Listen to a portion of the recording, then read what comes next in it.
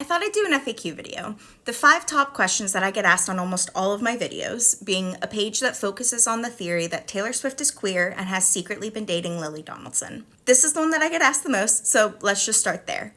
Do I think Taylor and Lily are currently together? Yes. I think there was a break around 2019, and then they got back together not long after. The signaling starts showing up as early as January 2021 and only gets louder. I see it in interviews, timelines, clothing and jewelry choices, lyrics, and especially in the really pivotal moments of what seems like the performance art era.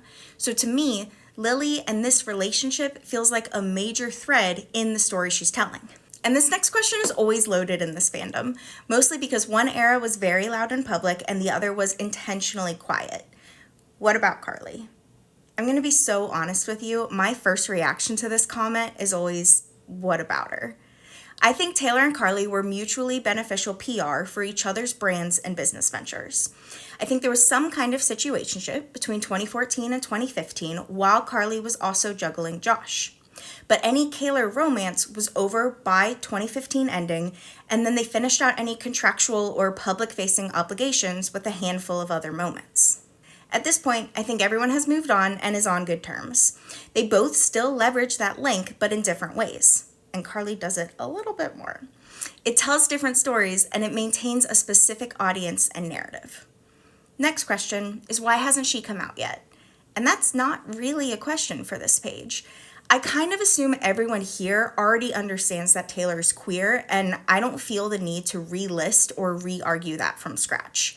There's so many creators who have done incredible jobs breaking down her queer flagging over the years and the performance art era as a whole, why it exists, how long it's been planned, and how it's been reshaped over time. I don't really feel the need to regurgitate that with my own spin. Then the big one, why is this speculation okay? Like I said, a lot of my friends have already talked about speculating on Taylor's queerness in general, so I'm going to take the spin of this page angle, from the perspective of focusing publicly on one specific sapphic relationship instead of the broader Gaylor umbrella.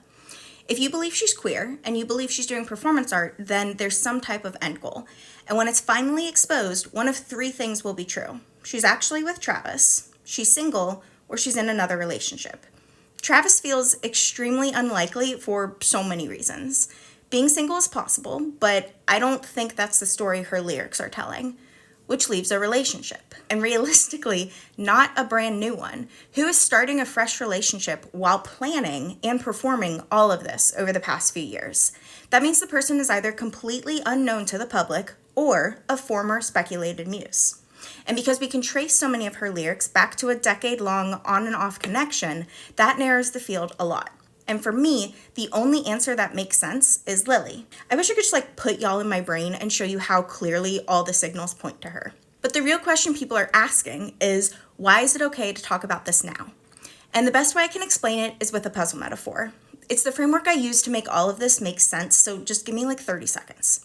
When people do a puzzle, they look at the box first. They find the edge pieces, the frame, and then build the boundaries of the image they're trying to create. Some creators take the edges in this metaphor, discussing Gaylor and performance art narrative to help the masses understand the framework of Taylor's queer journey and why she may have felt she had to go to this extreme to finally be seen. Others focus on the background, the landscape or the setting of the puzzle, new romantics, the double life of artists, and how public narratives are constructed. Some of my favorite creators talk about how this kind of storytelling shows up across industries, not just in music, and how our public figures are pushing audiences to question the narratives they're given and actually think critically. This goes beyond Tavis and the All-American Love Story. And some people focus on individual puzzle pieces, repeated motifs, visuals, flags, patterns that keep showing up, all building together to support the rest of the art piece, but without understanding their nuance and often the queer history behind them, that symbolism is lost to an outsider. The reason performance art doesn't make sense to some people is because they're trying to do the puzzle without the box. You can see the pieces, a lot of lavender over here and otter over there, but without the full image, it feels confusing or disconnected. And the thing is, we don't have the box yet. We still don't have the full picture. And that's really the point of this whole page. Gaylors, performance artlers, Tillys, we're just early. We're working with partial information. So of course it doesn't fully click unless you're already deep in the lore and like all of the lore and all of the pieces. So when people ask, why is it okay to talk about this publicly? It's because I feel less like I'm speculating and more like I'm doing detective work. I'm just a gay, number-loving, puzzle-obsessed person who loves love and is early to the party. In my mind, the few dozen of us who recognize late-stage Tilly are just tracking things in real time. And by talking about it now, we're creating that record, something to look back on and point to when the full picture is revealed. And finally, what if I'm wrong? About Gaylor, I doubt it. Taylor would have a lot of explaining to do. About performance art, again, I would be genuinely shocked. There's so much evidence and so many smart people all picking up on the same patterns. But the real question they're asking is, what about Tilly? What if I'm wrong about Taylor and Lily?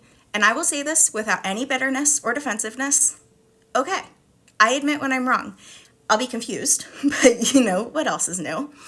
In the meantime, I've made incredible friendships, I've learned new skills, and I've done a lot of exposure therapy by putting myself out there and seeing if anyone cares what I think. So really, even if I'm wrong, I still feel like I've won.